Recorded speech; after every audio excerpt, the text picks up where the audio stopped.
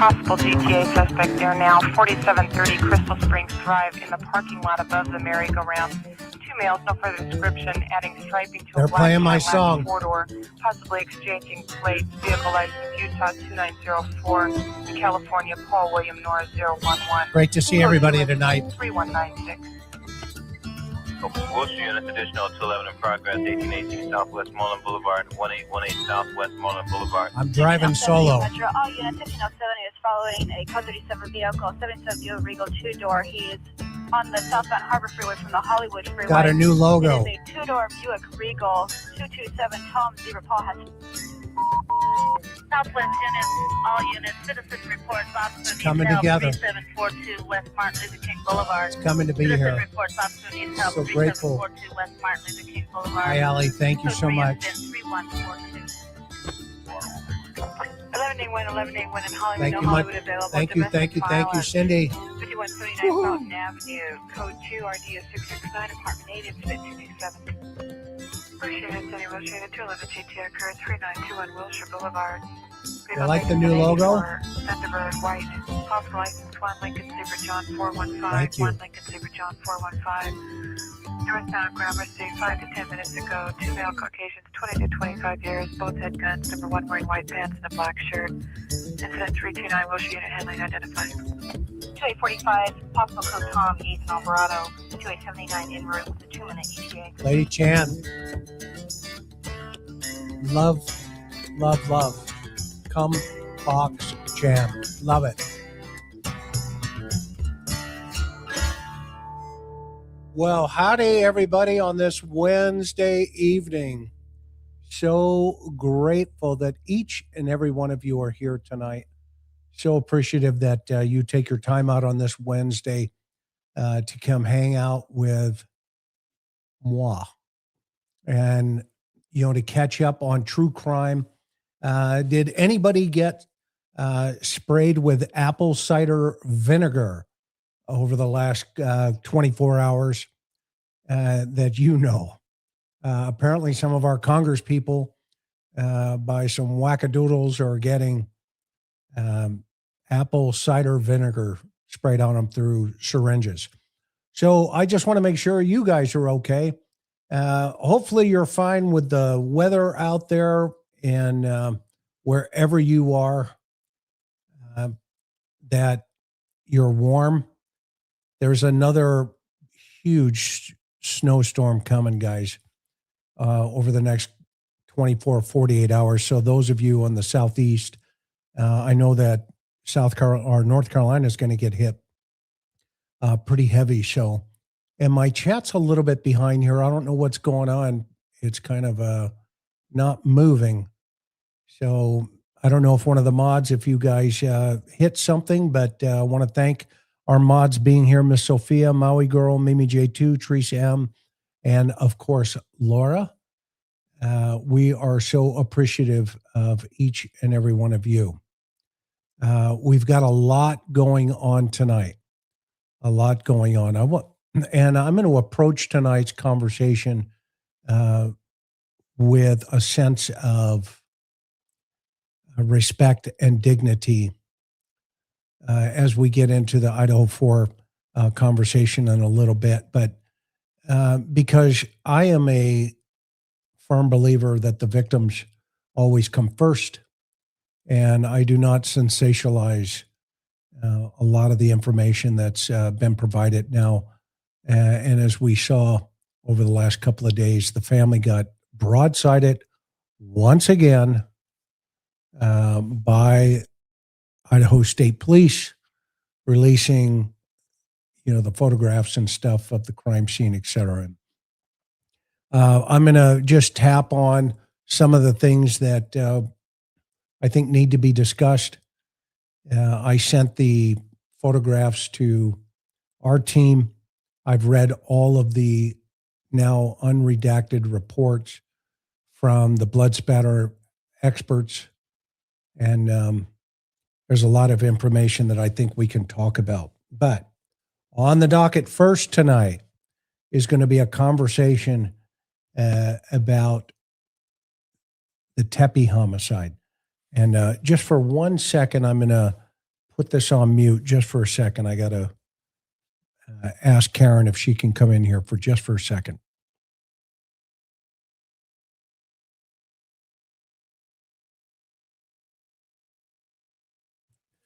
Okay, well, I made that request. I'm going to get her in here. So there's the affidavit's been released in the Tepe homicide. Hang on.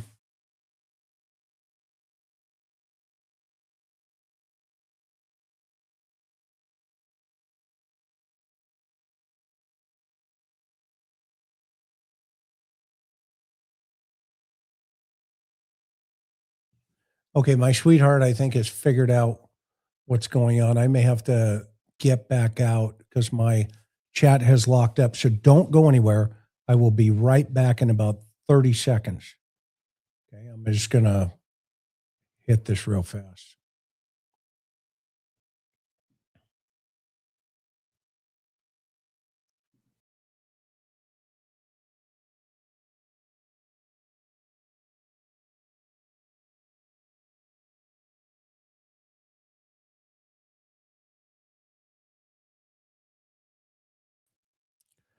Okay, I'm back. That was less than 30 seconds, I hope. All right. Let me line up some other stuff here real fast. Okay. I am ready to fire. You guys ready to go here? So the affidavit came out in the Ohio case talking about this doctor who apparently had gone off the rails, allegedly. And one of the things I said recently, I was on the Nancy Grace show talking about this particular case. And I said, there's going to be a lot more behind the curtain here that is going to come out. And now, lo and behold, that information is starting to present itself. I felt that perhaps he had given up, or given a ruse to get into the house. And now we find out that there is a whole other side of what this guy was doing behind the scenes. And, the facts of that particular case are pretty straightforward. Spencer and Monique Tepe were shot in their Columbus home, December 30th, 2025. The couple's two children, ages 4 and 1, were inside the house during the homicides. And now within the last couple of days, there has been the release of the affidavit that has given us a little more insight into the behavioral aspects of the suspect. And as you guys remember, and by the way, tell me what you guys are thinking in the chat as we go along here tonight. I'm going to be really interested in what as you guys weigh in, what your thought process is. But, we did a show the other night with Dr. Bricotto in relationship to, the behavioral patterns. I also talked about the 8 steps that typically take place up until, what we call domestic 187. And in this particular situation, we knew that Columbus police had a bunch of information to go on. And now once they had him in custody, they were able to put together a lot of those pieces. And the suspect, this Dr. Michael McKee, had been identified not only by video surveillance, but also a digital footprint, and as well as some friends who knew not only his ex-wife, but also understood,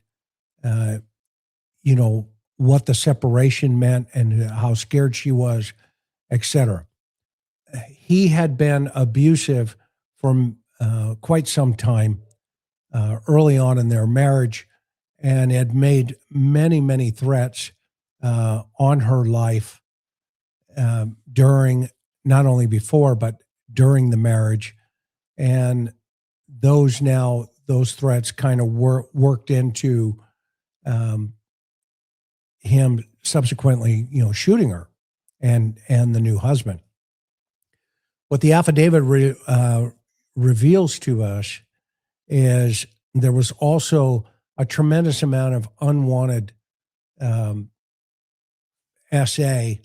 and that ultimately there was some strangulation involved early on in their relationship. So basically, an unidentified witness so far had told police that Monique had shared an allegation about McKee forcing and SAing her and then subsequently strangling her early on, but didn't, obviously kill her at that point.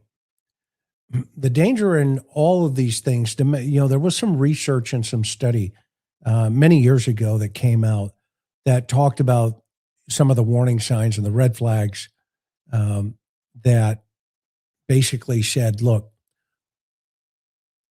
and I used to give a domestic violence class, but one of the things I would tell women right away is if at any time a guy in any way, shape, or form grabs you around the neck and starts to, choke you, that is a huge red flag. Every homicide, domestic homicide that I ever worked, that was always a common denominator after you interview friends and witnesses.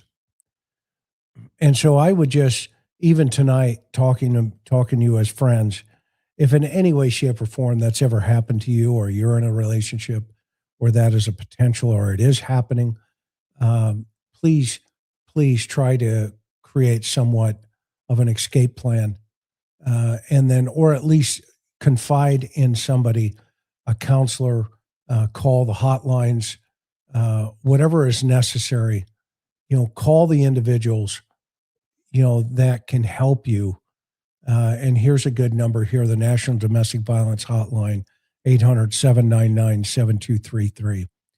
Please take that as a warning and a dangerous signal to your relationship. It is not one of these things that just happens.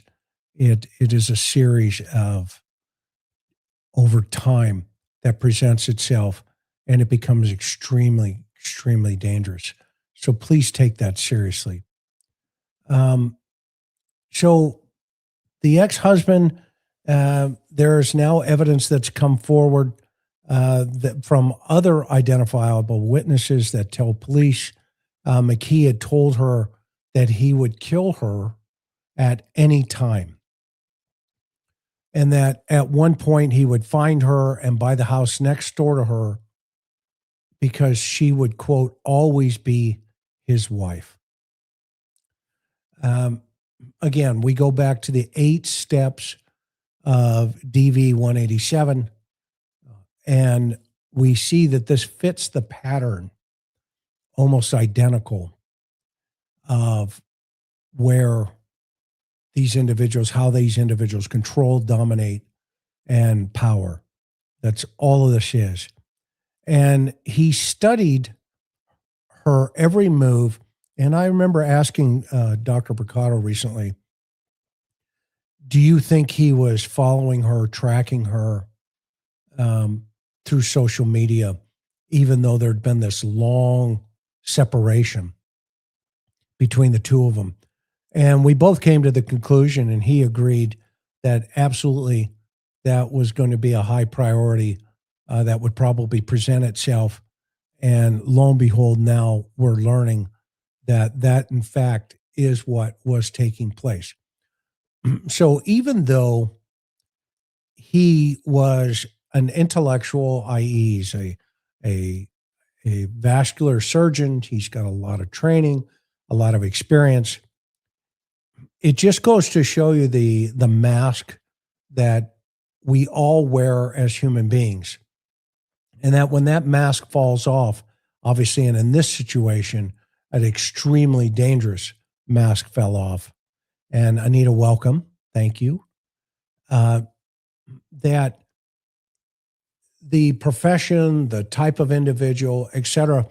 On one side of that mask, he's projecting a persona of, a public persona, but behind that scene, there is that secret life, and that's where all victims end up seeing that secret life once that mask starts to come off behind the scenes. So there are a lot of signals that we can take away from this particular case as well as others.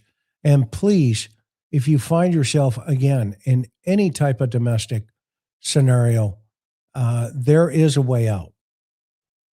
It may not present itself almost instantaneously, but there is most definitely a way around the circumstance. So please take advantage of that hotline that I'm running across the screen here so that you can protect yourself.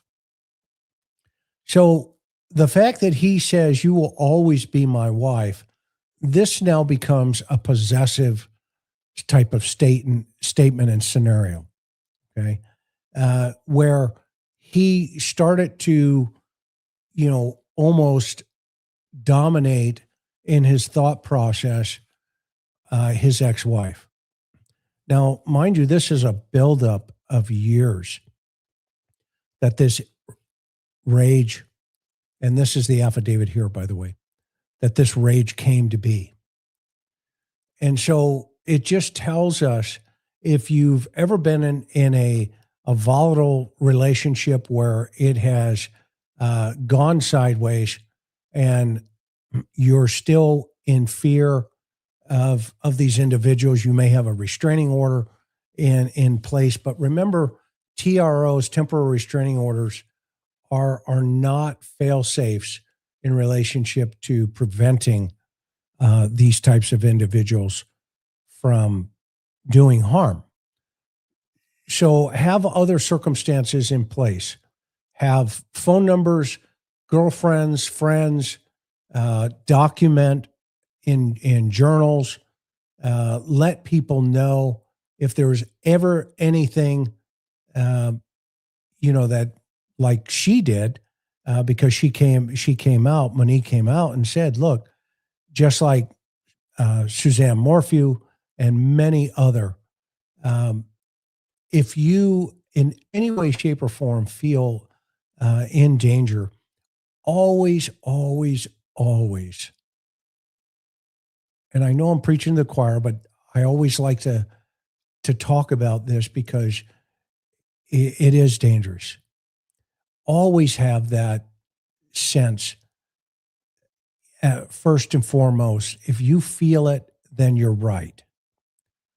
My sweetheart will tell you, and I've mentioned this many times on our program here, that she gets these gut feelings about certain things, and I've learned to really pay attention because as a cop, we had to develop this sense, right? But you women are born with it. We're not born with it as men. I mean, let's just be honest. But you are. Let's see here. Vet Girl says, if someone who stalks and has histories of patience and learning, how easy would it be for him to hide behind a privacy fence and record a code for a door? That's a really good question, but these guys are so creative. One of the things that I had mentioned on Nancy Grace, and I'm going to answer this, is I think this guy used a ruse to get into the house. Even though the affidavit right now is telling us that he had, potentially gone, into and was watching the code, etc. I think that there are a lot of other things that this guy was doing because he took multiple trips, and we're talking over, hundreds of miles to get to her. Now that is some type of obsession to get there, and the TRO could set them off? Yes, Sky Goddess. That is a possibility. However, either way, if these guys are in motion, they're going to be in motion. So you have to take all consideration to protect yourself. Could he have recorded over a phone, Vet Girl? That is possible, but you can't really tap into another individual's phone. You can record a conversation, but most of the recording apps that are out there, and I could be wrong, that most of the time, depending on if it's a two-party or a one-party recording state, one side of the phone will advise the other party that they're being recorded. So the security system, from the keypad, he could have used a ruse. I'm leaning more towards he did or said something that I think he covered his tracks because he was very, very meticulous about doing that. Yes, that's what I'm saying. That is possible. He could have used a recording, and you can get devices that can zoom in on watching people get into their keypads. So yeah, that is possible, Vet Girl. That's a great comment. So I wouldn't put that past him. And the hearing, remember the police knew right away what time the shooting went down. And I had two thoughts on that, either Alexa or Google devices inside the home, which basically are 24/7 listening devices, and they would record anything in any way, shape, or form going on in that home. And then law enforcement can get access to that post homicide. The other thing I was thinking is perhaps there was a baby monitor in the youngest bedroom. That too is a listening device, and you can also get the information from them. And then, of course, if they did have a Ring device on the door or in the front porch, then that device would also pick up not only sound but potentially video. So during the investigation, the police end up interviewing, friends of hers who, again, confirmed that he had made these comments about that she would always be his wife. That's a very possessive, very dangerous type of position. And quite frankly, what we would call is a projection. Yeah, a Ring doorbell is awesome. I have one. Karen and I, they're awesome. So if you can pick one up, pick one up. The other side of the affidavit tells us that during the investigation, detectives were able to identify him through surveillance video, not only or in the neighborhood primarily. They picked up vehicle video, and very distinct features allowed detectives to identify both a stolen license and an Arizona license plate. Now, remember, as he's traveling into Ohio, he potentially could be passing what they call flock, F-L-O-C-K. The flock system picks up, which is an LPR, license plate reader data, as well as any potential freeway or state police. At fusion centers, they have data points that will pick up on your license plate number. So the license plates were both from Ohio and Arizona, and they were displayed at separate different times. And further searches showed this vehicle to be associated with a past address of McKee. So that probably went through a system called TLO, which is a TransUnion product. It's called The Last One. And what TLO allows law enforcement to do is get into license plate data, which then you can find out about old cars, old points of contacts, i.e., addresses, phone numbers, and neighborhoods, that type of thing.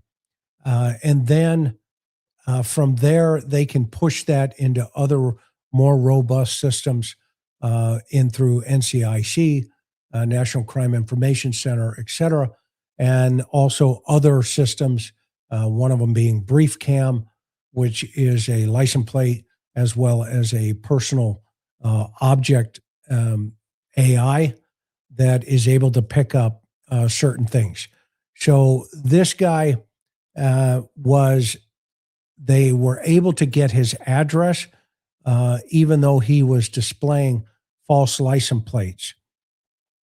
And the address of McKee, as well as his current work address in Rockford, Illinois, I'm going to put money on it that it was TLO. Okay, the last one. Additional video was also obtained from him possessing the car before and after the homicide. So video evidence became extremely important in this particular case. The irony here is, when we do this through the Cold Case Foundation, the first thing we always ask is, do you have DNA? And is there any way you can gather any kind of video footprint? Because most of these crimes that occurred years ago did not have this technology. So you want to know about Palantir? I see the question here, Palantir. I will tell you about Palantir in 30 seconds, but I want to first answer that question, or that I want to finish my thought process on the video evidence and digital footprints. Everybody in the world today leaves a digital footprint. No matter how hard you try, there is no way we can get around it. It's everywhere. It's everywhere. And Palantir was one of the first artificial intelligence systems that came to be for LAPD probably 10 years ago, maybe a little bit longer. And what they did is they took all data, crime reports, time. They did a lot of analysis, investigative analysis, link analysis, and they plugged all this data into Palantir Systems. And Palantir Systems was able to do what they call predictive policing, which meant the algorithms would try to figure out, let's say you had a robbery series. And if you took all 22, 50, 100 robbery series and plugged them into Palantir, what it would do is give you a predictive analysis in relationship to where the next potential robbery could occur. So law enforcement then was ahead of the curve, ahead of the bad guys. And so they would set up in the certain geographic regions that the algorithms would predict. Okay. So it was kind of a system that evolved over the broken window theory, right? The more broken windows in neighborhoods, that kind of stuff, that means that not only the city's not paying attention, but that means the community's not paying attention. And statistically, there is a higher statistical rate of violent type crimes, predicating themselves and springboarding off of, property crimes, narcotic crimes, etc.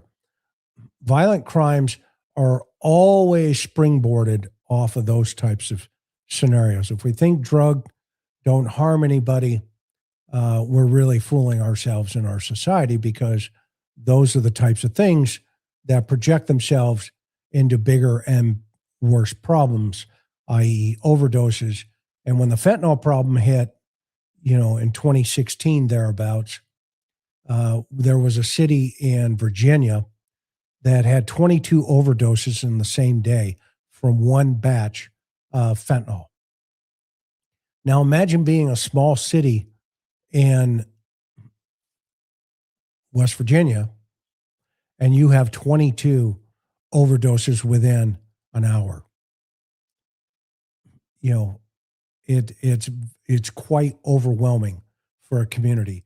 And that's when fentanyl really started to take off, and the DEA and others started to look towards companies like Palantir that said, look, here's the type of things we're seeing.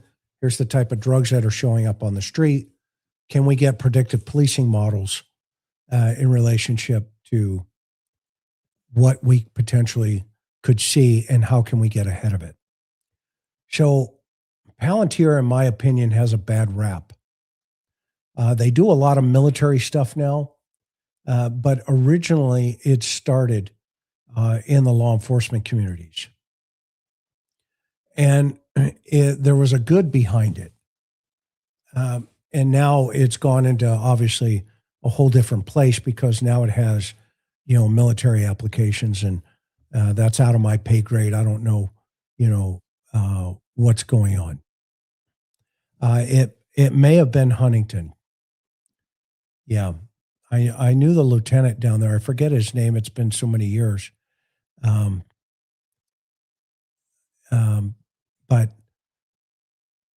I'll have to pull his card. I still have his card. And it was a horrible day for that community. And so I want to get back to talking about Tepe here one more time for a moment, because most recently, one of the most recent text messages that she received was, she gets this message from him while at a Big Ten championship game. And this is in the affidavit, in Indiana on December 6th, while they're there with a couple other couples celebrating the game, etc. She goes back to her hotel room early in the second half. When she is pressed, where did you go? What did you do? Okay. She shares with them that he had told her that she was upset that she gets something about a text message from her ex-husband, and that it rattled her so much that she tells her friends, look, if something ever happens to me, I want you to really pay attention to, Michael, my ex-husband. And, this is, December 6th. So it's 24 days before her death.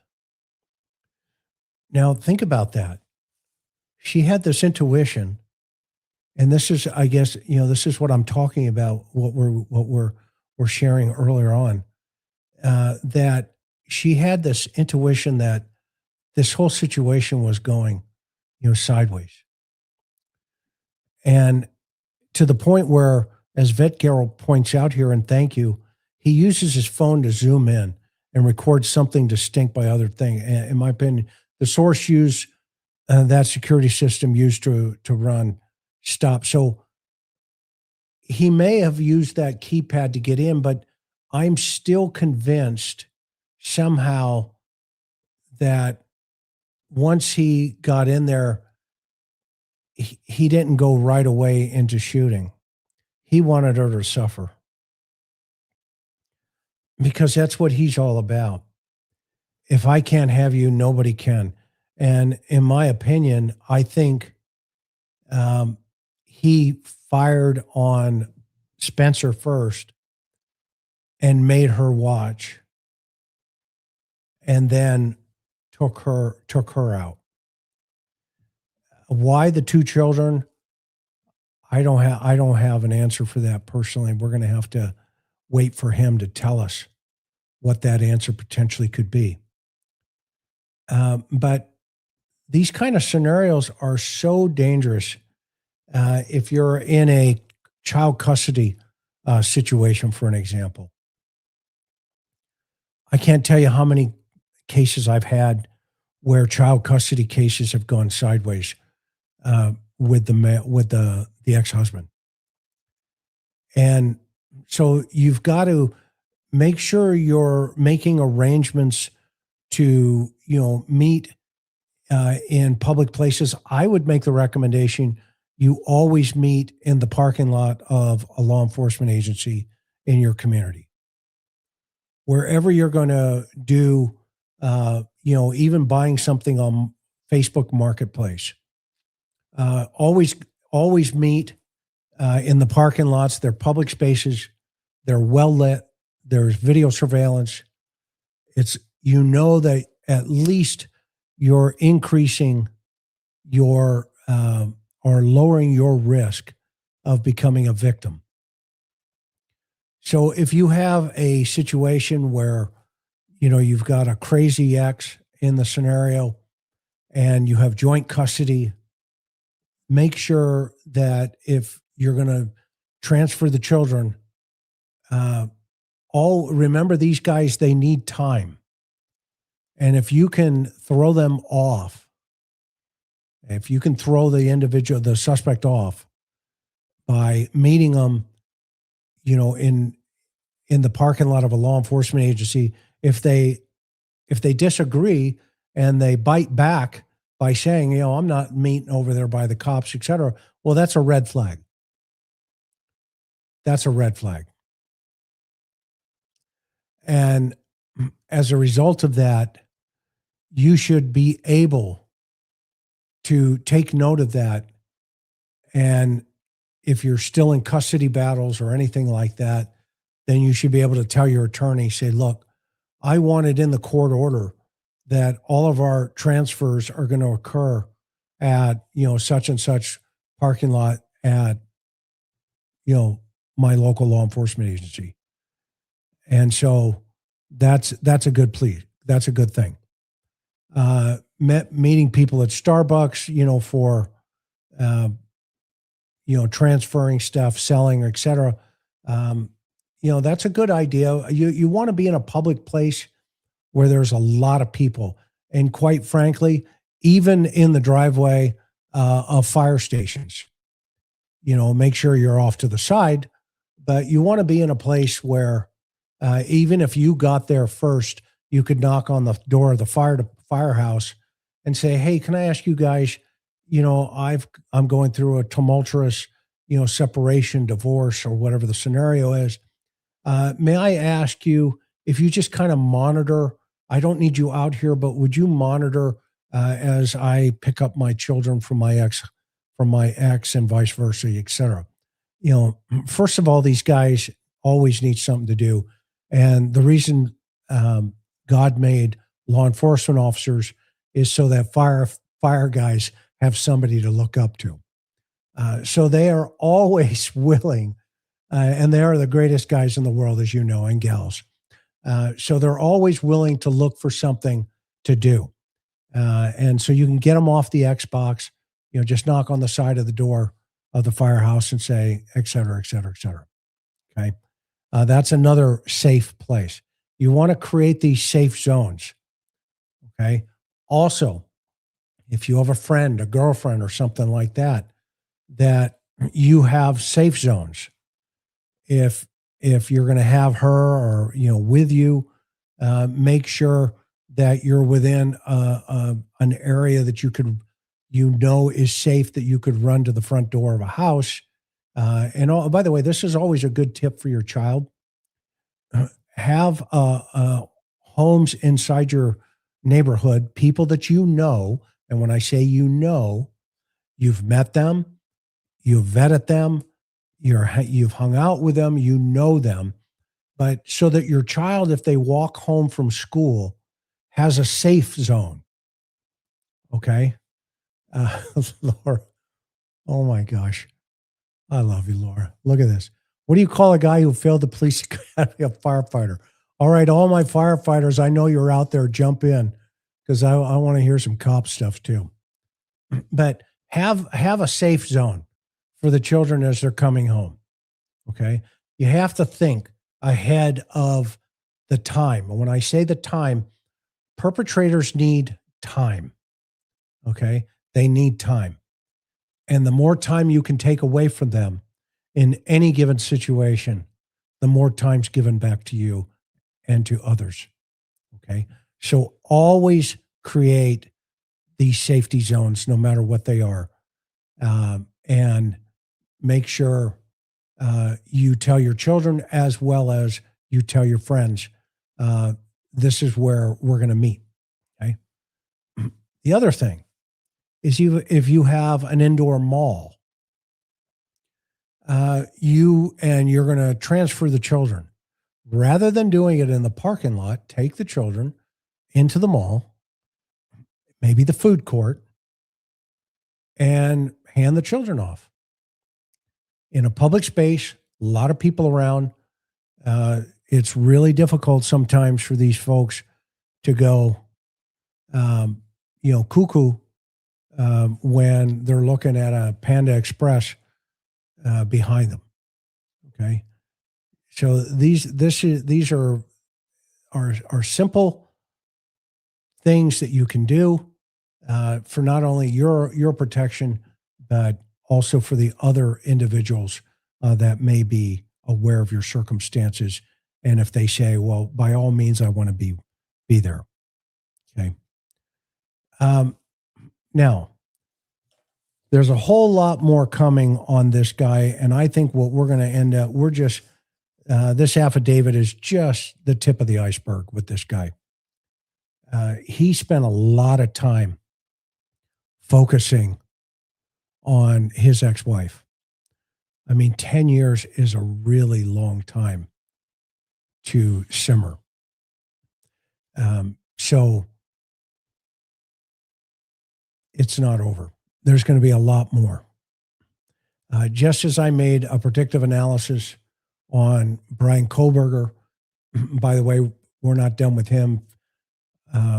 If you haven't seen the article in Daily Mail, I gave him some information. Get this. This guy is driving the prison system crazy in Idaho. They're working aggressively trying to get him out of J Block and maybe transfer him to another prison in another state. That's how kooky this guy is, Brian Kohlberger. You watch in the next 30 to 60 days, if the state of Idaho can get rid of him. I'm going to just refocus there for a second. Sorry. Hang on just for a sec. There goes the autofocus. You watch in the next 30 to 60 days, if the state of Idaho can punt and put him in another state, they're going to try to do that. I have it from a very reliable source that potentially could be in motion.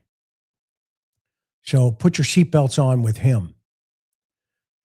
He is still pestering the guards with peppering them with messages, complaints, etc. Now, let's think about this for a second.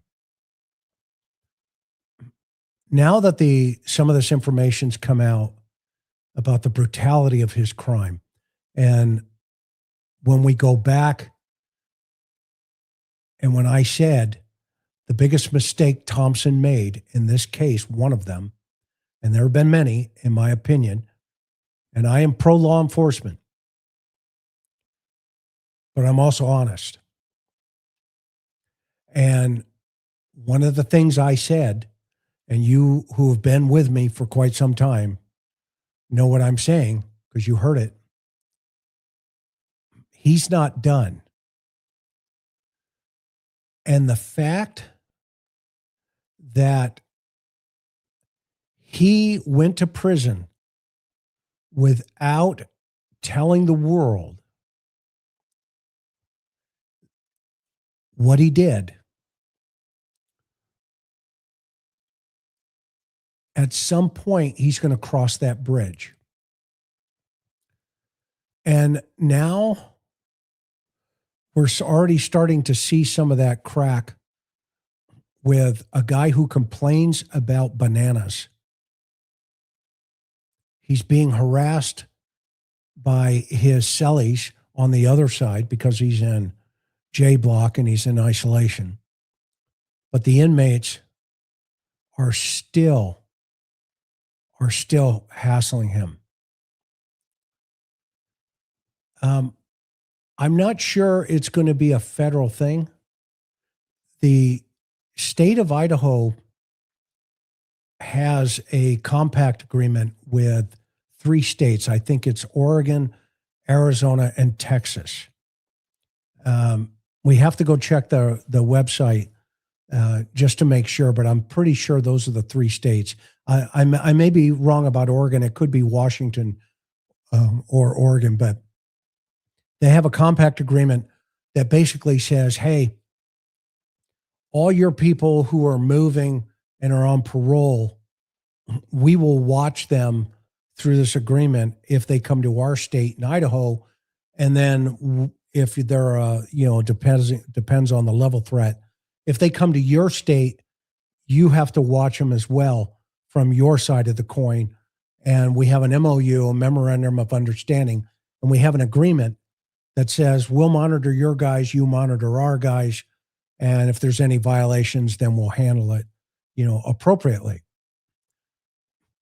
They also have within that compact agreement, if they have prisoners that they may not have the bandwidth for. And if you think about a guy like BK, he's so obsessed with everything that he does, says, etc., minutia details. I mean, the guy, like I said, he's complaining about his bananas, the type of food that he gets, the type of, the fact that his, folks around him continue to harass him and keep him up at all hours of the evening. I think it's coming to a head with the Idaho Department of Corrections. And I think we could see some traction within 30 days. We'll have to wait to see. But I think all of that is going to come together. I do not see the Fed stepping in at this juncture. So to answer your question, Vetco, no, I don't see that happening right now because he is in a container in the state system, right where he belongs. What I do see is, again, the Mangione, Luigi effect. I'll call it the Luigi effect. I'll call it the Luigi effect. Where, this guy raises $1.4 million for a defense fund. But one of the things that, for me, that is very, very disturbing within the last 24, 48 hours, maybe the last couple of days, is the fact that all of these, some of them, the redacted photographs, all of the blood spatter photographs, some of the redacted autopsy reports, et cetera, have been released about Ethan, Maddie, Kaylee, and Xana. Now, the human spirit, its capacity to want to know is a natural situation, right? But I think in these types of cases that they are so graphic and so problematic for the surviving families. And I use my own experience of, many homicides. And I'll just use Matthew Checky for an example. The 9-year-old boy who was killed in a public bathroom in my city, and I was the case agent. Now, I released a video about the perpetrator that did it and showed how he did it. I will never release the photographs of Matthew Checky in that bathroom. And for obvious reasons, I will never release any of the hundreds of murders that I've worked. And I may have photographs to this day. Those photos will never, ever be released. And when I retired, Karen asked me, what are you going to do with all this stuff? And I had a big trash can in my backyard. And I went and I burned all of those trash cans or all of those items that I had at the time. And they're gone. They will never, ever come back. And I think that the police, obviously, they have to hold on to, the evidence. They have to because of appeals. But those are the situations. Those photographs should have not gone into the environment. Now, what I want to talk about from an education level, I'm not going to show any photograph. I'm not like that. Like I just said, I will never do that. Okay. But I want to assure the families, okay, in my training and experience, reading the reports that have come forward about how these 4 lovely people were taken off of this earth. And I want to correlate it back to the behavior of Brian Kohberger today in prison. And why I've been so concerned that the DA in this case, Thompson, I called him Santa Claus. And I made a comment a long time ago. Santa gave a lot of gifts away, and they all went to Brian Kohberger. Because I said months and months ago that this guy is going to get all that information, which I knew he would, and I mentioned it, because he's going to have an appellate attorney, and he's going to be able to have all of this information, and he's going to relive every word in these reports, every photograph in this case. And he's going to relive that evening. And it will be fantasy based. And it will be nonstop for him.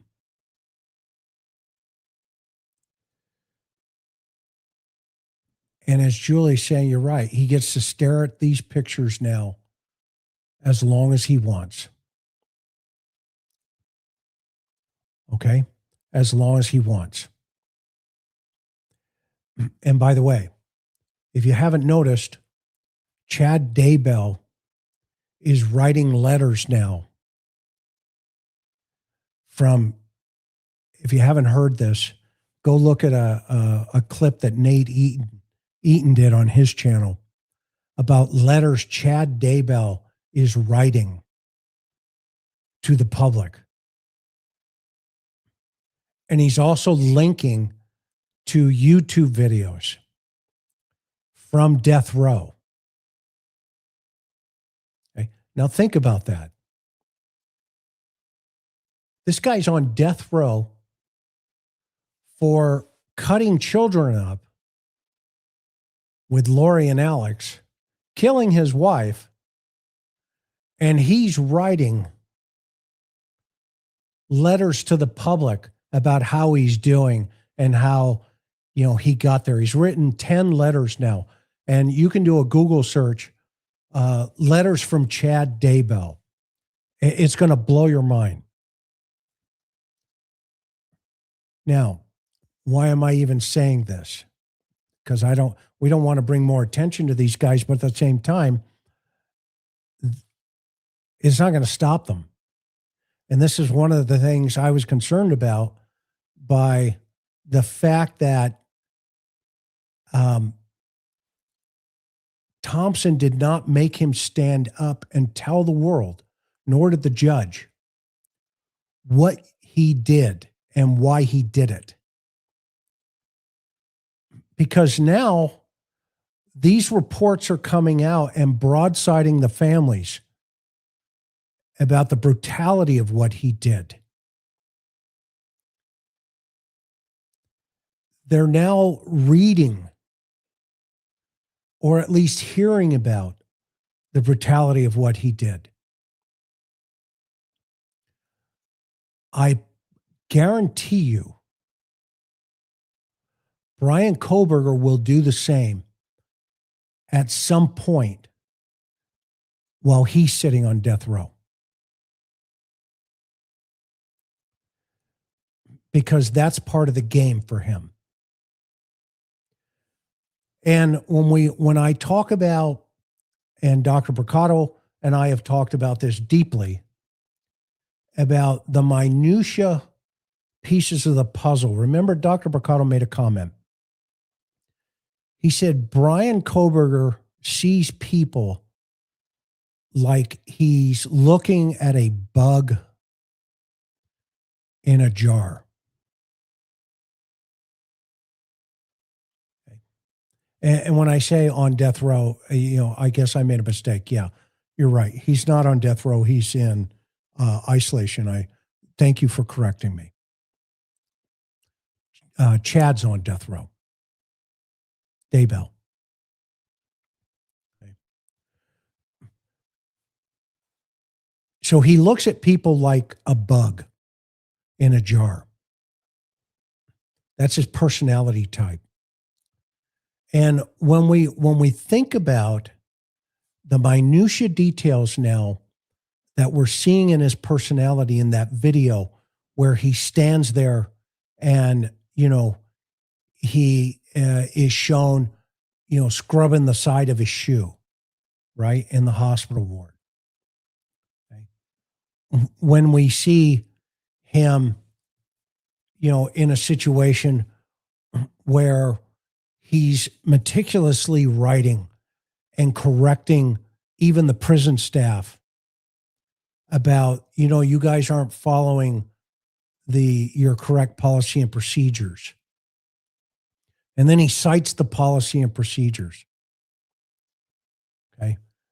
And then, this is a guy that gets, a food tray and he's complaining, about the type of bananas that he's getting that, for all we know, they're bruised bananas, right? We don't know that. Okay. Yeah. Just think now that these reports are public and he's heard about it.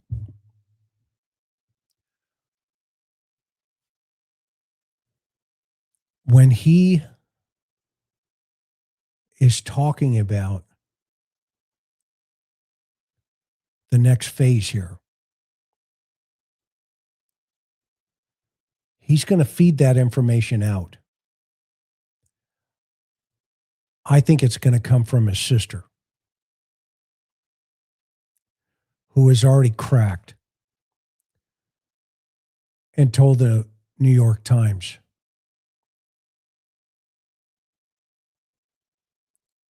A piece of his story, i.e., the family story. This is not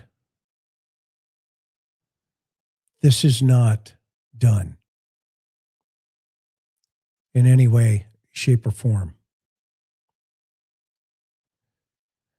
And so this is the situation where I predict the prison is aggressively moving to put him in a different environment. And I think that's going to happen through another state.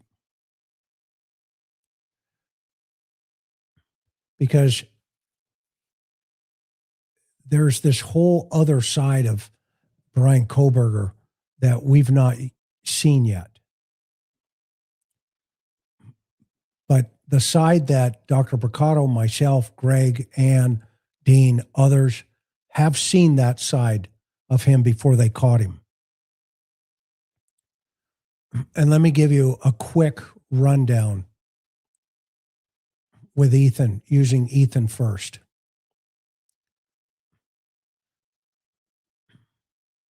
Well, let me go back. Kaylee's on the inside of the bed. Maddie's on the outside. All of that evidence shows, the blood evidence and the photographs, that he straddled both of those girls, immediately struck Maddie, and Kaylee fought and immediately took it out on her, primarily in the upper quadrant.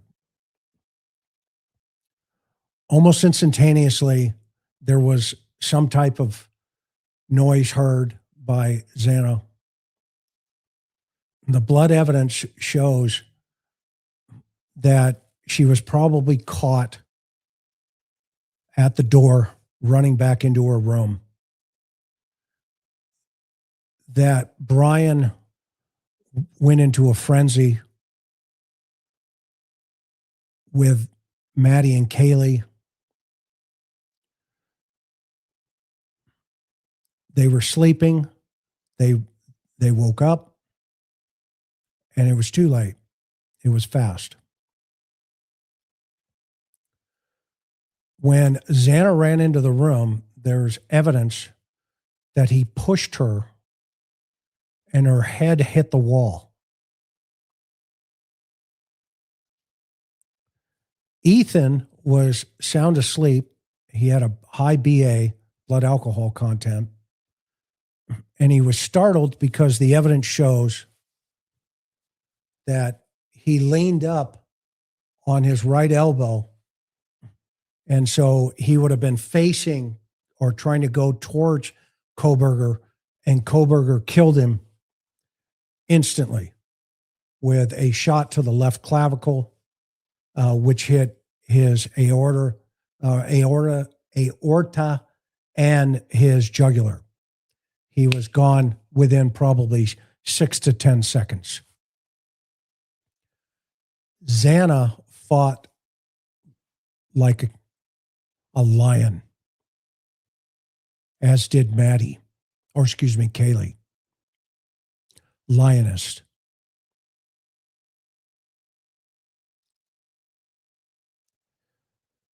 That's what the evidence shows. So he went right for this part of the body.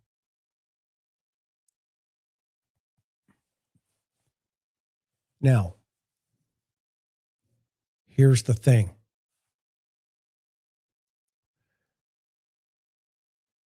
This is how he's going to, in my opinion, relive this thing. Xana had, they estimate, at least 67 wounds.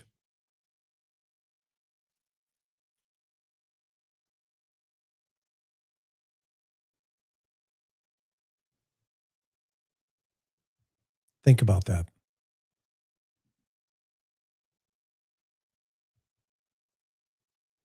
Kaylee had 20 plus wounds.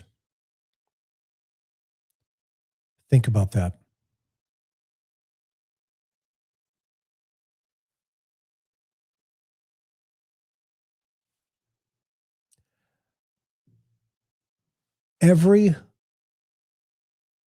Most of the evidence showed that it was all cast off, etc. The girls didn't have a chance. They were underneath those blankets when this animal attacked them. Ethan didn't have a chance. Xana interrupted.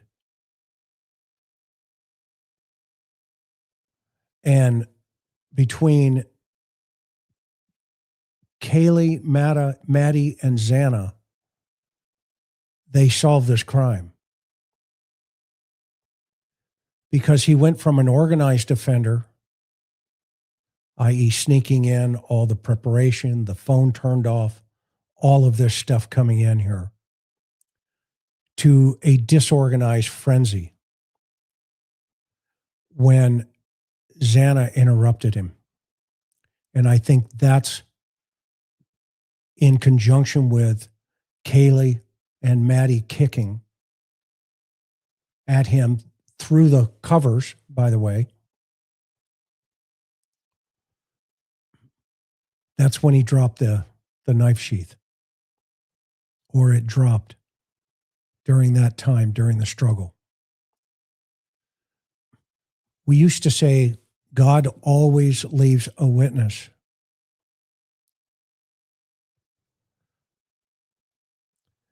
And when you think about this, and I'm going to answer this question pretty simply.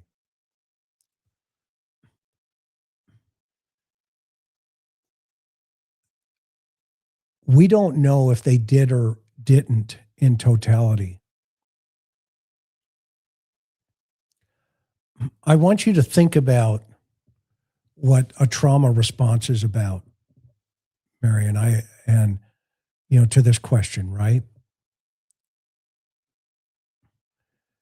There is the question is, could one person have done this? And the answer is very simple. The answer is yes, one person did do this.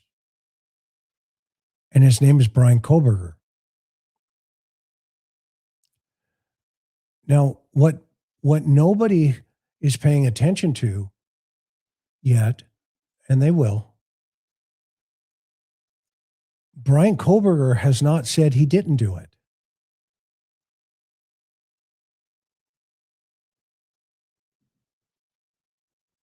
In fact, he said he did do it.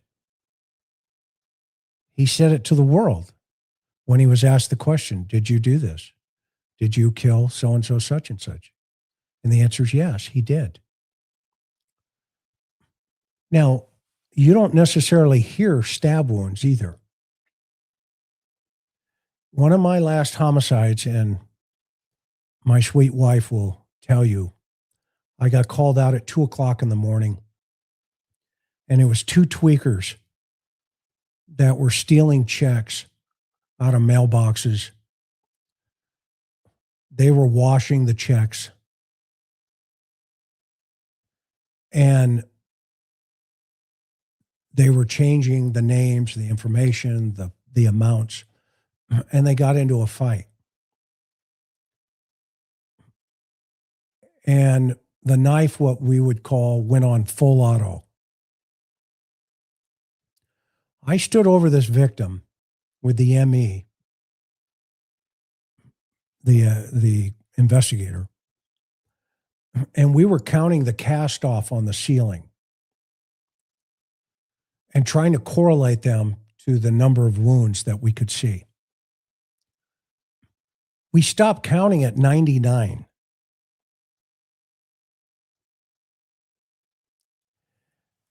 Now, there were two other people in the house when that caper went down. Neither of them heard anything or saw anything. They were upstairs, actually. So this is not unusual or a particular situation that people can't see, can't do, etc. Because every crime, there's not a perfect scenario where everything just goes by the book and everybody says, well, yeah, that's exactly how it should have been. Okay. There's no such thing as that. Not even for the perpetrator. Brian Koberger did not anticipate leaving his sheath at the crime scene. He did not anticipate Xana probably interrupting him while he was slaughtering Maddie and Kaylee. And then he went on the hunt after her down the hallway.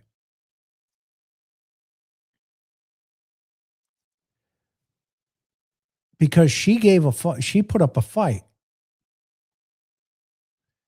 And even after she was stabbed, she was fighting. And the evidence that I've seen and the photographs that I've looked at, the reports that I've read, and I've read all of them. I got the whole dump like everybody else. Is she ran back in the room and he either pushed her or stabbed her, and she went forward and hit the wall between the bed and the nightstand.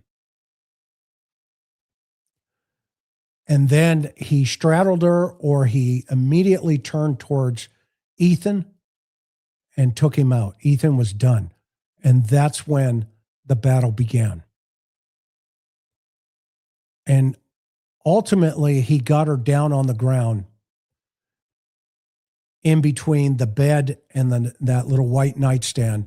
And then she had moved over while fighting.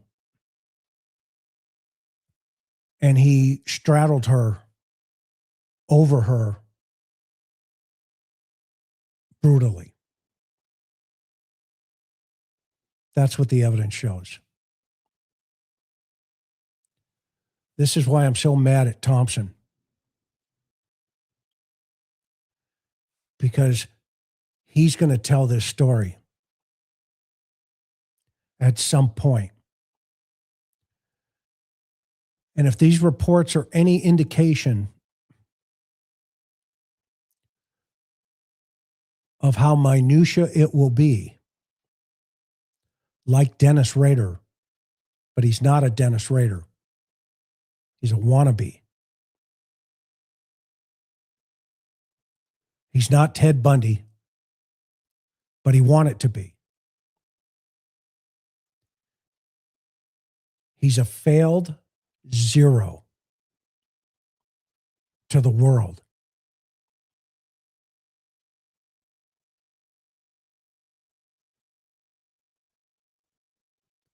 The sad part is he still holds some cards to tell a story. And what the blood evidence also shows us is that he had blood on him when he left that residence. There are transfers, there are cast off, going even down towards the first floor. So he may have thought about going out that door down to the bottom. But he changed his mind. Because the victims, that's their blood. And there's no indication, no evidence that they left those rooms other than Xana, who was hunted down and slaughtered in her bedroom next to her boyfriend, fiance.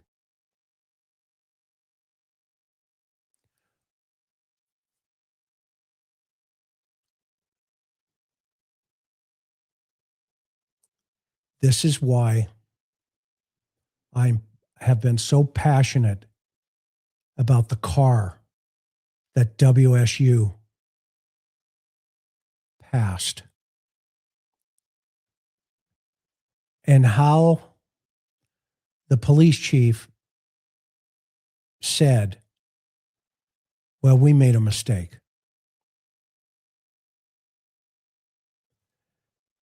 Because think about him leaving that house now getting into that car,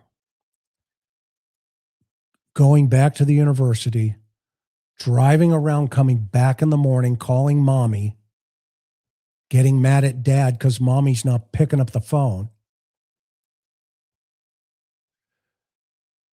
And he's still in the environment that morning, checking up on his work in his mind. That's his work. He will forever be known as the Idaho 4 killer. He will forever be branded when you talk about Ethan, Maddie, Kaylee, and Xana. He will be a bug in the system that the BAU, that other people will study, like Mercado.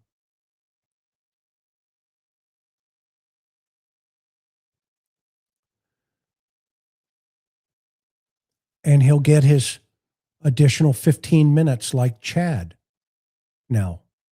Daybell writing letters. And you know the crazy thing about that nut job is he's selling books while writing the letters. That takes a lot of chutzpah to slaughter children and then sell spiritual books.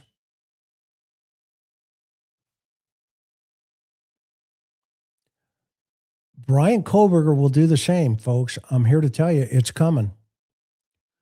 I've predicted this from day one. The day I heard they passed that car, I said, there's more to this story. It's not over. It is not over. And he knows it. He knows it. Now, how the system's going to deal with him at this point, I'm not sure. I'm not sure. Well, that is a great question. That's a great question. But remember, the department, Idaho Department of Corrections, doesn't even call them inmates. IDOC calls them residences.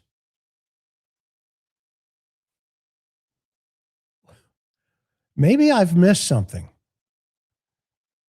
But when you slaughter 4 people or children, you don't get to be a resident.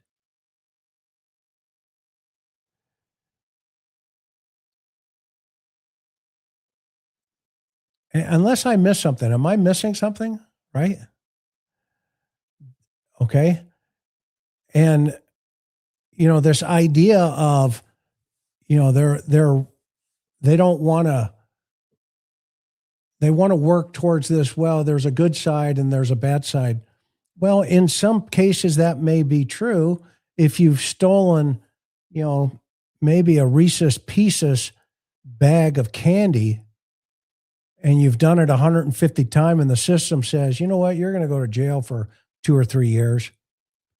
Yeah, you know what? They may be able to convince you to steal, Nestle's Crunch next time. But when you've slaughtered children and slaughtered college students, I don't know. I don't know. This is a clear situation that, Brian Koberger did this. And in fact, the evidence shows and clearly shows that it was a single perpetrator. This is not a conspiracy of 4, 5, 6, 10 guys. The initial investigation looked at, is there a narcotics connection to this? They eliminated that. It's all in the reports. And there's no other evidence of any other human being in there other than Brian Koberger, Ethan, Maddie, Kaylee, and Xana in the blood evidence. None. Zero.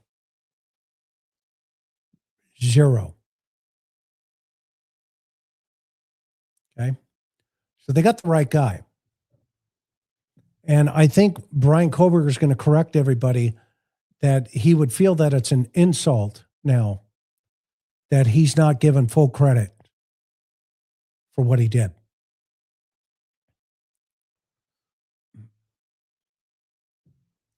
I can't wait till he starts communicating to the outside. At some point he will, because he can't contain it. He can't keep it inside of him.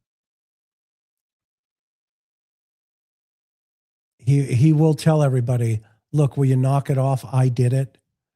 Okay. I'm done. I said I did it. I did it. And now I'm going to tell you why I did it and how I did it. That's going to be his play.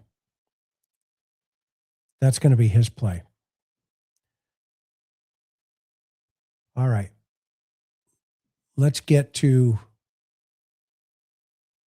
maybe some questions. What do you guys think? A little Q&A. What kind of questions you got? Let's put them up up here, and I'll pull them up.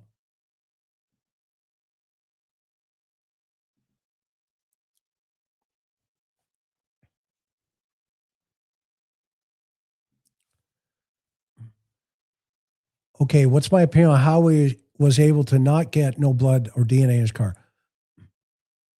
I think he had DNA in his car, and I think he had blood in his car. And I think within that time frame I talked about, where Washington State University had the car, they screwed it up by not contacting him that night, because I think they would have had some type of DNA blood evidence. But that gave him almost 30 days to clean that thing up, which is, problematic, right? Problematic. So Cujo, that's my opinion. And Brian will tell us at some point, though. Do I believe the parents knew more and they let on than they let on? Yes. Yes. I think that dad didn't arbitrarily show up to escort, Pretzel Boy back to Pennsylvania by accident.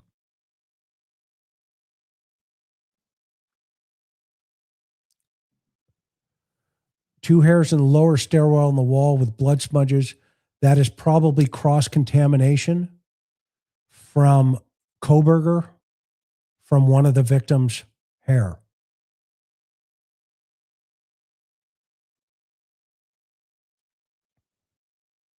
That is not unusual. In fact, you can see evidence of that in the photographs. You can also see evidence of, arterial or asphyxiation spray. It's, very small droplets, high velocity.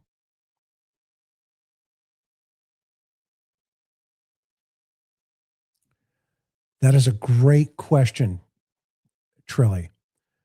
I asked the same question. They had the car, and the police chief said, oh, well, we made a mistake because it was a different year. That guy's not getting any Darwin Awards.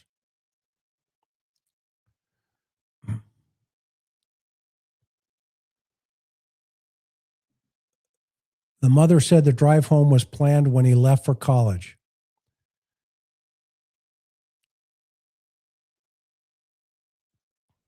How old is Brian? Hey, Dad's going to come out in 2 weeks or whatever. When you leave on your first Christmas break, Dad's going to come out and drive back with you. Let's plan it now. I don't know, Caroline. I'm a little suspicious of that one. I'm suspicious of that one.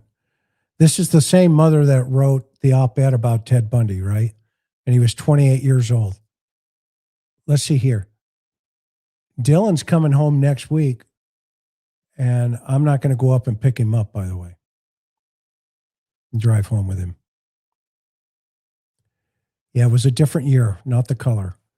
The color was right. The body style was right. The type of vehicle was correct. And which, by the way, there were only a couple on the campus at Washington State University. So let's see here. Allie, they might have had the trip planned for the father to fly back with him, but wasn't the date changed? Didn't the father come in sooner than he was supposed to, if I'm not mistaken? You know that? I don't have that answer, but if that was the case, this is really problematic, right? I mean, it goes into the problem category for me. Especially if they changed on the fly like that.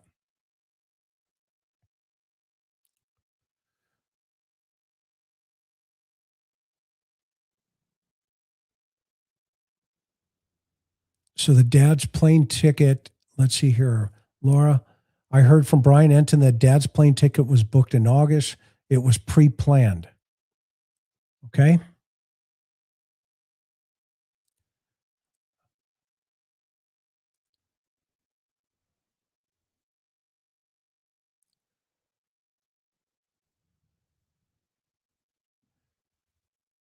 Do you think BK had on butcher gloves? How all those wounds? I'm just glad he's behind bars. Rest in peace. You know, we know that he had dark gloves on. We know that there's evidence that he had some type of material that transferred to the walls as well as the stairwell and the upper areas. And by the way, that was all the victims. It was not Noah. There was nobody else. And Ethan didn't get out of bed. There's no evidence that he got out of bed. He was wearing a pair of white socks, no blood evidence underneath. Xana did have blood on her feet, underneath them, the bottom of her feet. That indicates she was up when she was cut. That could have been Ethan's. That could have been hers. Could have been Kaylee's. Could have been Maddie's. I have to read the report on what they found for sure. But she was up fighting.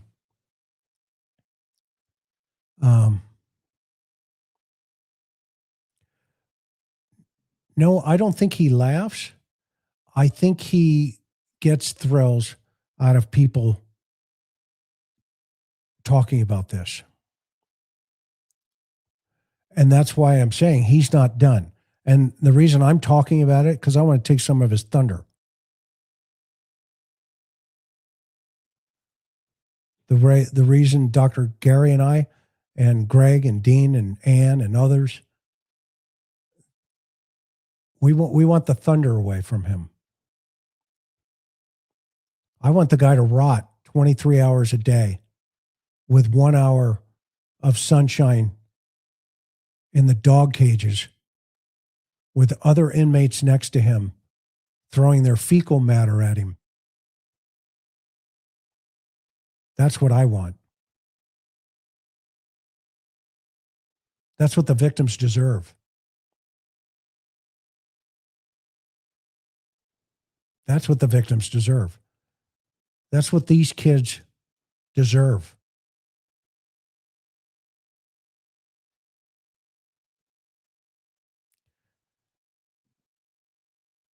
Yes, they are. And they will forever have survivor's guilt.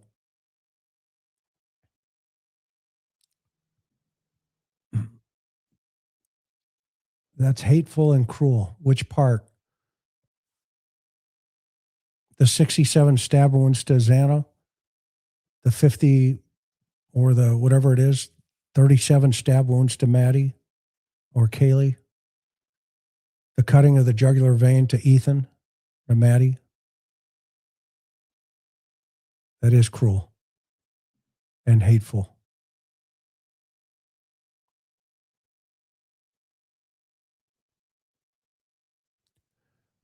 I think there are some major mistakes made. The biggest one is the car. They had him.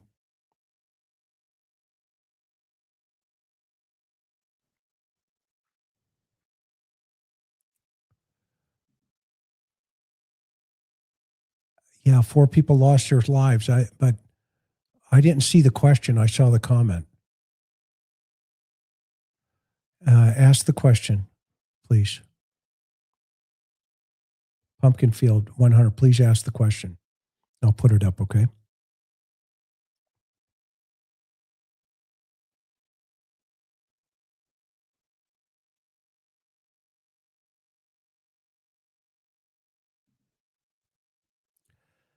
Okay, the Wicked Witch of the Midwest. I have a major in human anatomy and physiology and performed 4 autopsies. Why would autopsy specialists state there's no way to tell the order of passing? Can you tell by transference? Well, that's at the autopsy, right? You can tell by the sequence of what the crime scene tells you, and that's where recreation and blood spatter analysis comes in. Okay, you might not necessarily be able to give the sequence as to who was stabbed first, but you can give the sequence as to, how it went down, because blood will travel and you get layers of blood over other blood. So if you have Kaylee's blood underneath and Maddie's blood is over, then a crime scene recreation will tell you that Kaylee was probably stabbed before Maddie and vice versa. And so you can get sequences in relationship to, how that can unfold. And let me get your question now. I see it here, Pumpkin. Vordar, would you be okay with their lies if your loved one was in the house? Would you be okay with their lives if your loved one was in the house? Are you talking about the 2 witnesses? Can you give me a little more clarity on that, please?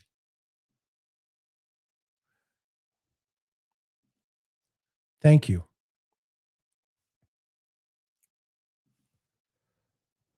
Finals were still in progress when BK left town. He hasn't been canned by WSU yet. His departure time changed because he would still be grading as a TA.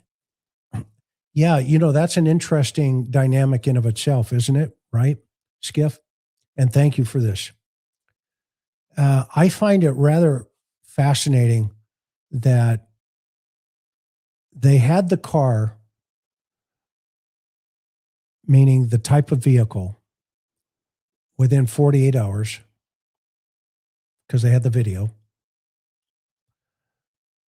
They had, I think, like 4 white Hyundai Elantras at WSU. One of them had 6 tickets on it. Just happened to belong to a Brian Koberger. And they had all of the HR internal investigative information taking place where they were thinking about canning him. And they had all the complaints of the women, to the point where security was escorting the women to their cars. So, and now we're learning that the women came forward and immediately knew, quote unquote, that it was Brian. And then you get the professor who goes, look, if we give this guy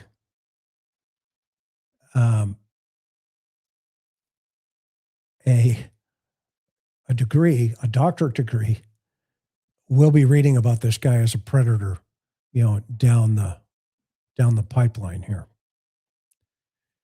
And now we get to I think it was the 19th or thereabouts when they found the car. I did a whole program on it. and they do nothing. He hasn't left campus. He hasn't gone to Pennsylvania. He's still on campus with that white Honda Elantra. I think there was blood evidence in that car, personally. Maybe on the seats somewhere. There had to be something in there because there's transfer coming out of the rooms, down the stairwell, etc. Even in the back door, right? And now we fast forward to the day he is arrested. And I think this is going to come out in the civil trial or the civil depositions. WSU right now is scrambling, and so is University of Idaho, that the families have all gotten together now, and they're filing, a multi-million-dollar lawsuit. Because I think in the depositions that are going to come up here, we're going to learn that they had information that they knew there was a problem here in River City, I'll call it. And that Brian potentially could have been their dude.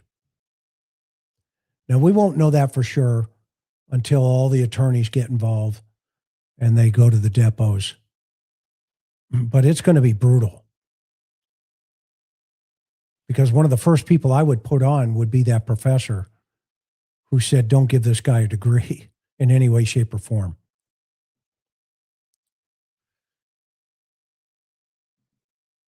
What do you think? Do you think that could be Skiff?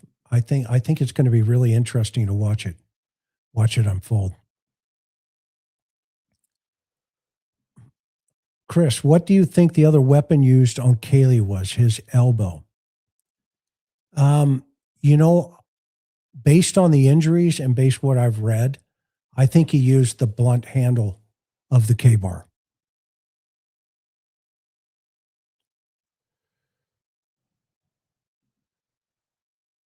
I have not tried to talk to him. I know there are people trying to talk to him. But the Cold Case Foundation is not, we're not interested. Not right now. He'll have his moment, and then we'll make our move. But I'm not interested in talking to him. No value in it. In your professional opinion, why did he really take a plea deal? Was it another manipulation on BK's part? You know what, Pearl May, that is a great thought. And that would not surprise me. That he moved the ball once again. And he continues to do that, right? I mean, think about how manipulating this guy is. I mean, he's in prison writing, they call them kites, right? Notes is what they call them. Because what prisoners do is, they write real small and then they wrap it up in pieces of paper. This isn't what he's doing. I'm just telling you what prisoners do. And then they find, some string or something, a lot of times they can unwind their socks and they create this string and then they put it underneath the door and they throw it. Or if there are open bars, not in his case because he's got a solid door, but there's a gap under the door. And what they do is they go fishing and they toss it, cell to cell until the message gets to the proper person. Well, he is getting these forms from staff at the prison who, by the way, are working 410s. They're short-handed. And that may be one of the justifications to argue to another prison to get him out of there. Okay. Is this idea that says, hey, you guys aren't even following your own manual. Have you looked at subsection A, B, C, or D? And we see that, that behavior in the way he cleans his shoes and how, he says, well, if you don't get me out of here, I'm going to hurt myself. He doesn't say, he's going to actually do it. He just uses these innuendos that, you don't give me what I want. And so he's learned to manipulate. And I think that goes back to his heroin days. Okay. Where you're slamming every 4 to 6 hours and you're looking to cop dope. Well, you figure out ways of getting that dope. Okay. Of getting that dope. And, those are the kind of things that I think he's doing still to this day. And that's why I really think that Thompson made a huge mistakes, man. That's just my 2 cents. I could be wrong, but I don't think in this one I'm off base here. I don't think I'm off base here. Okay, I appreciate. Look at all these great questions. Hang on, let me pull them up here. I'm trying to mark them here. Okay, we'll go with this one. Can a vehicle be truly cleaned of blood so luminol shows nothing? Well, there are ways of cleaning that Blue Star luminol will not glow. I'll give you an example. If you spill an orange soda in a car on a seat, the orange soda will glow. But if there's blood underneath it, the enzymes, the orange soda depends on how long the blood's been there. It could be degraded, but the enzymes may not be in play. How do I know that? Because I've actually had it happen. I had a cab driver, I think I shared that one time, where we found this big glow on the top of the car, and it turned out to be the bottom of a big gulp cup. And inside the car, there was also evidence that an orange soda had spilt. So soda can degrade luminol. Could Ellie have legally confiscated his car soon as they saw him cleaning at his parents' home? I believe earlier you mentioned this is so that it's a big mistake. They could have confiscated his car that evening. They had probable cause, in my opinion, the night they found the car in front of his apartment.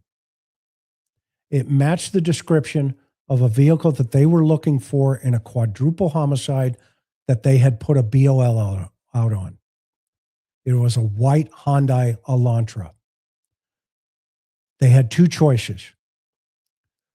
They could have gone to the owner of that car and said, Mr. Koberger, I'm Detective McDonough.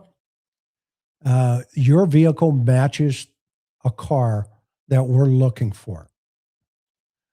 We would like to ask you consent to search your vehicle. If he says no, then you say, okay, well, I'm going to impound your car because I believe it's possible your car could be involved. I have probable cause with such an exigent circumstance with 4 dead college students less than a couple of miles away. I'm going to check the video. Whoa, look at this. This car left at whatever time it was on the WSU video system, the evidence management system. I'm going to put that all into an affidavit, and I'm going to ask for a search warrant in the car. But in the interim, so nothing gets destroyed, I have the legal right to seize that evidence. That was a mistake. Do police do a records check with local junkyards for used seats? And did he exchange the car seats? I don't know that, Carly. That is a great question. They may have done a canvas to the local areas, but I didn't see any reports that gave me indication of that personally. I think just before the tags would expire November 30th. Okay. Thank you. If it was your case, would you have pushed for the truth? Absolutely. 1,000%. I wish that he would have told the world what he did, because now he's telling the world through the release of all these reports, and now he also gets to add to it. Natalie Stewart, thank you so much. That is what I would have done. Do you think BK had help with the car cleanup or any other help? I don't think he went in there with anybody else in any way, shape, or form. This was a deal that started with Brian Koberger and his fantasies. I can't answer the second part of that. Do I think he had somebody help him clean the car? I don't know if he would have exposed himself that quickly, but we definitely know there were cleaning products at his house and he got out of Dodge pretty quickly. The fact that he went back to school like nothing happened, I think that was a time and a frame where they should have really put some focus where it belonged. Just my opinion. Let's pretend Bethany and Dylan heard BK.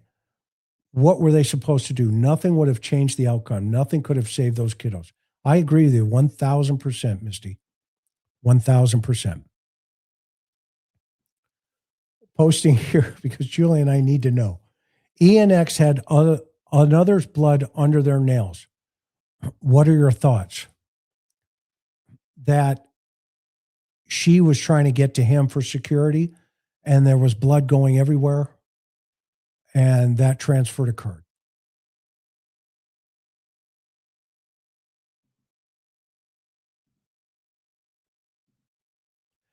Any time projections for the civil trial beginning? Not yet. One Big Doodle. I love you. I love One Big Doodle. That's such a great name. One Big Doodle. I took Buddy to the dog park today. He had one big doodle himself. Why would Idaho have the death penalty if not for someone who stabbed Schwarp in the home? You know, that's a great question. Jeannie Sullivan, good Irish name. If he used blunt end of K-bar, would he have cut on the hands from slippery blood? Sorry, it's anything is possible. Anything is possible, Purple Turtle. Anything. But we didn't see, at least the reports don't indicate there's any evidence of any other blood except for the victims. When car first spotted by WSUPD, and even though the car didn't match year or Bolo, was PD ordered to stand down because of something more, 2013 versus 2015? That is a great question. I have asked the same thing, brother, because they had the Bolo that said white Hyundai Elantra. And it peaked. Those two patrol officers, in my opinion, are heroes. I think somebody behind the scenes, the command staff, squashed it. I really do. That's just my gut. And I think we're going to see that come out in the civil trial. I could be wrong, but I think those two patrol guys that found the car, I remember one of them finds the car. The second guy says, hey, run this plate.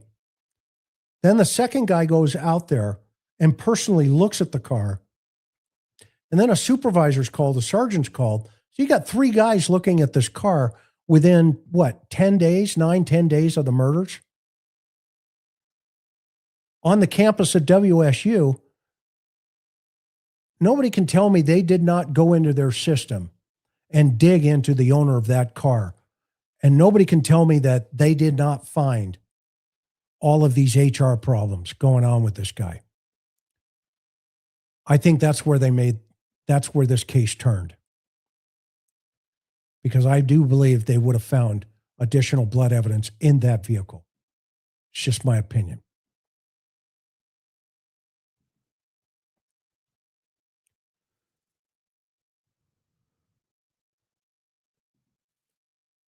Do I work for the Innocence Project? No, but I have gotten innocent people out of jail multiple times.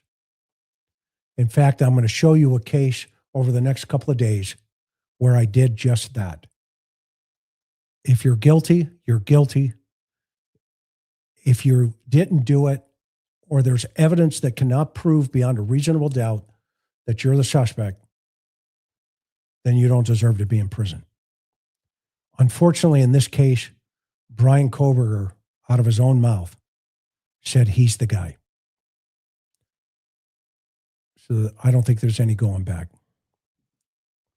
Do you think you would be able to have Olivia Gonzalez on your show at some point? She's so wickedly smart and had such chutzpah. I will ask to have her as a guest. I'll ask Steve and Christy if she will come on. And I agree with you. She is wicked smart, as they say in Boston. Let's keep going here. Let me find a couple more. You guys are great. I hope this is, you're enjoying this.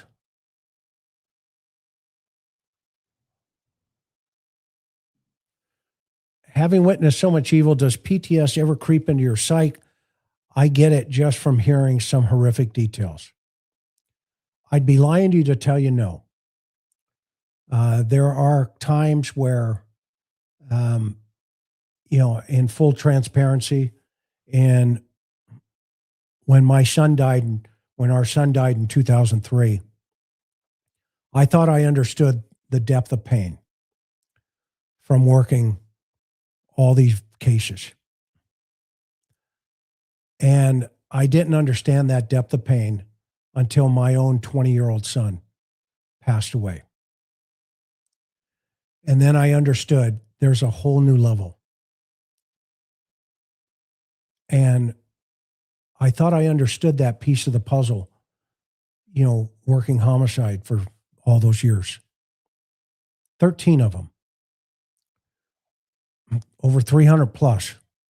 Over 500 death investigations, including naturals and suicides. And I always thought I understood how to handle families, how to talk to them, until I got the phone call that my own son had passed away. And then it took me to another level. I think that obviously changes your life forever.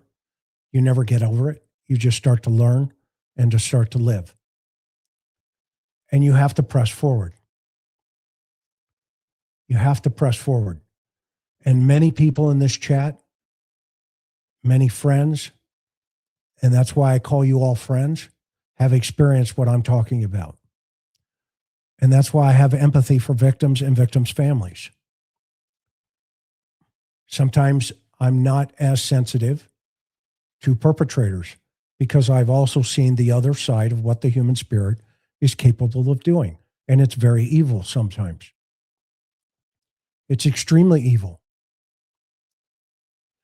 And, we've got to be able, though, to be friends with each other, take care of each other, be empathetic to these families,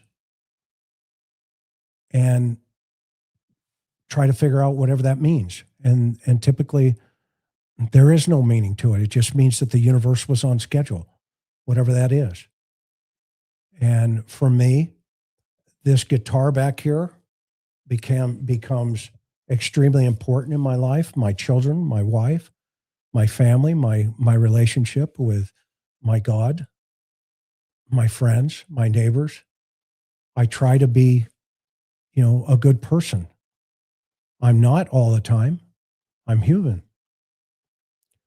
But I try.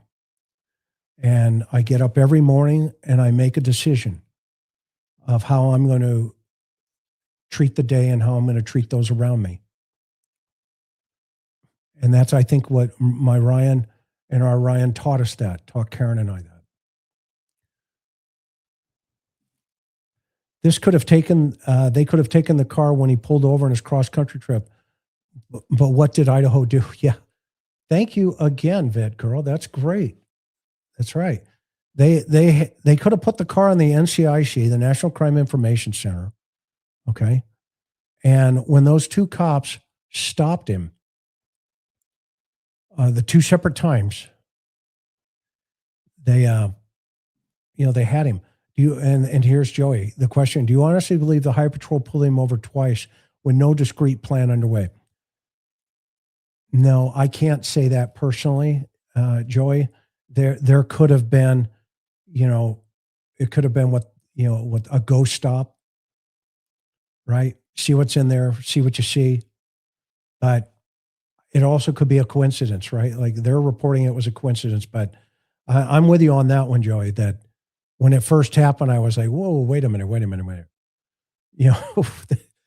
They got this guy under surveillance. Do you think Murphy saw the girls? I believe he may have. Even after the homicides, but he probably wasn't running around, or else we would have saw blood evidence in these reports about that.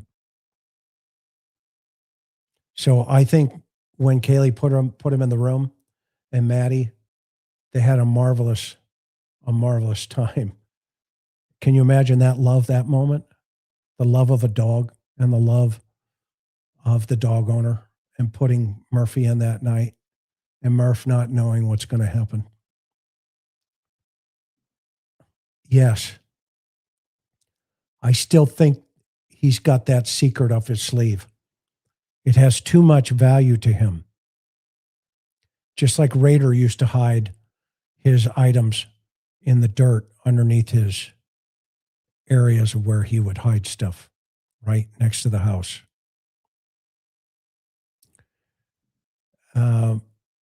I don't know what the rules are in Idaho. You'd have to check with Idaho, their state, on CCW. Let's see here. If he was planning to go back to college, why not just have him fly both ways, supposedly going home 2 weeks? That's a great question. That is a great question. I think a lot of that, again, is going to flush out in the civil trial coming up. We're going to find a lot in this civil trial. Will we find out that the Dev, what Dev Status took out of his apartment? Yeah, the defense took out of his apartment. Remember, they took his TV. Why did they do that?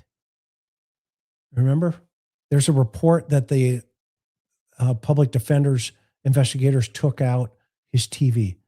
Have you heard the defense theory that they were going to use an expert to testify about planning because the knife sheath was so precarious on the edge of the bed? Yeah, I actually read that report from a Dr. Turley, I believe.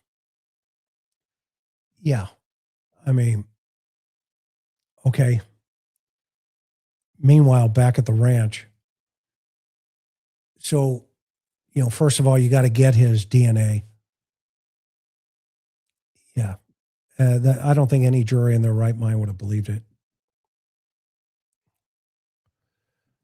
Just a thought. Has anyone considered if he was at the house in December, he was actually there to do the deed then, and it was not recon? That is a great comment, Alleyback 123. Thank you so much. That is definitely would fit into his personality and the evidence that we see where he was doing his recon. Yep, I just answered that. If ISU was so involved in the case from the start, why weren't they so active and or protective when these photos were just released? Because they don't have control over ISP. And Idaho State Police have to release certain types of evidence. This one could have been debated by the court, though. This one. And I think it caught everybody broadsided.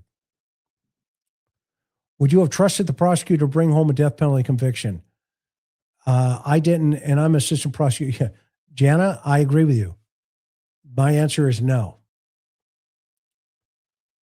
Evident the fact that they went on a press junket almost immediately and patted each other in the back of, look what we've done. But now we're seeing all these reports start to flood into the environment. And BK has the last word. And thank you for your service. How would you convince DA to take strangulation case when the victims did more investigation than police did? How would you convince a DA to take a strangulation case when the victim did more investigation than the police did? Well, that's a medical case, right? Call Dr. Robert Bucks, B-U-X. He's an expert. He's amazing. He did a lot of war crime stuff, and he could help you if you're looking for an expert. B-U-X.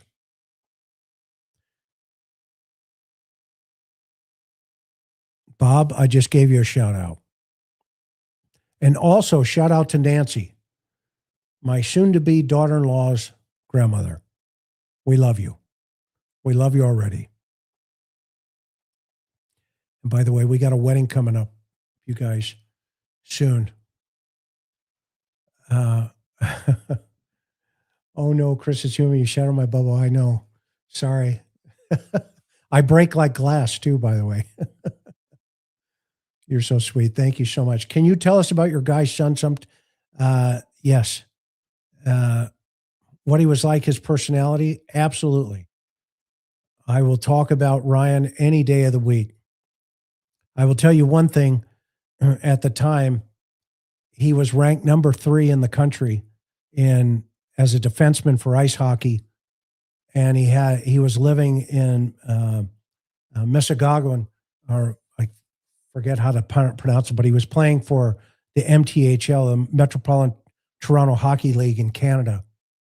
And he played junior A hockey at 16 in Canada. And then he was dropped down to, he got hit in the head with a stick. It broke his jaw here and here, and they wired his jaw shut. And they had dropped him down to the International Hockey League, IHL, in Dallas. And he played there for a little bit. And then we lost him September 3rd, 2003. But he had an agent in Canada by the name of Thane Campbell, who also represented Eric Lindros, if you know anything about hockey. So I'll show you some stuff about Rhino later on down the road. Yes. Thank you. Yep. Okay, let me grab these here. Thank you so much, Misty. You're awesome. Sorry to have shattered you. Elizabeth, thank you. I think I answered that question. I apologize. And I know, True Girl, I answered this one. I want to make sure I got everything. Thank you, Holly. Thank you, Sky Goddess. Woohoo. And thank you, Christine. Jelly Bean. Love it. Absolutely love it.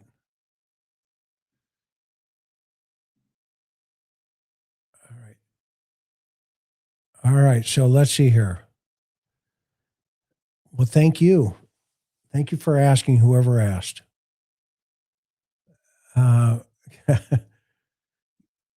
You know what? I'll look into that, Joe. Thank you so much for that comment, for this question. We don't have any swag.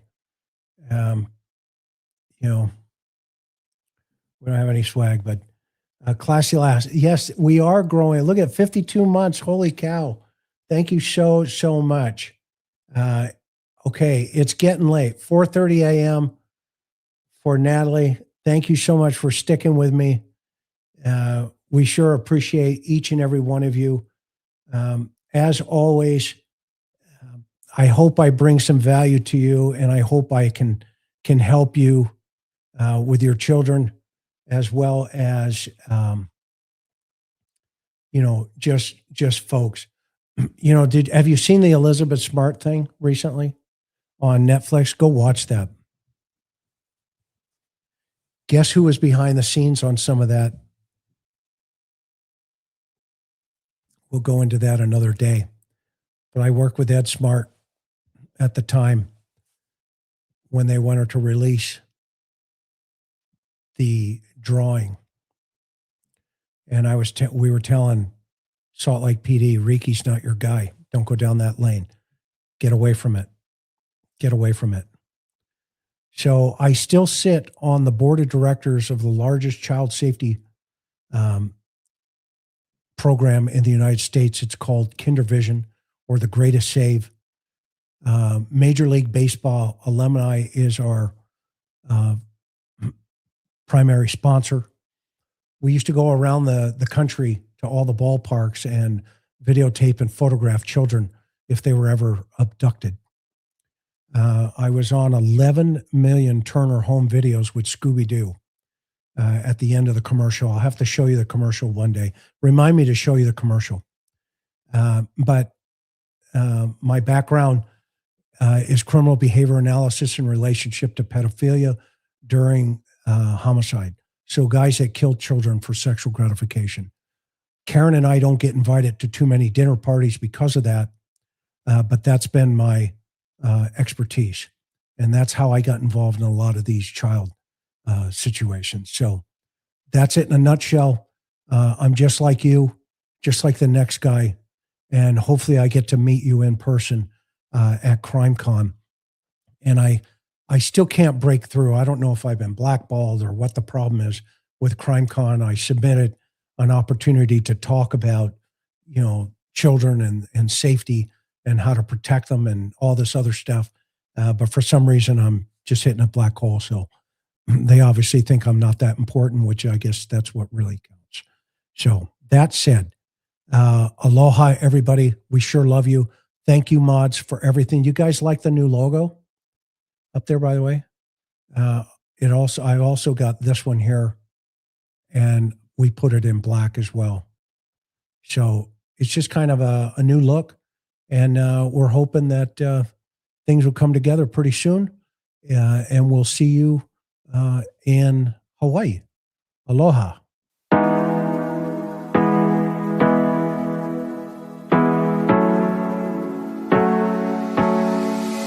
Hard working every day, I'm stressed out 24/7, babe.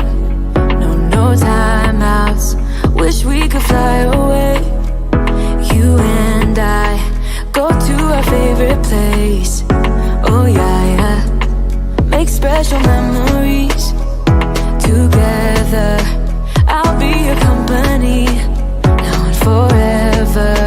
I say we fly away, you and me, go to our favorite place. Feeling the sun on my face in Hawaii.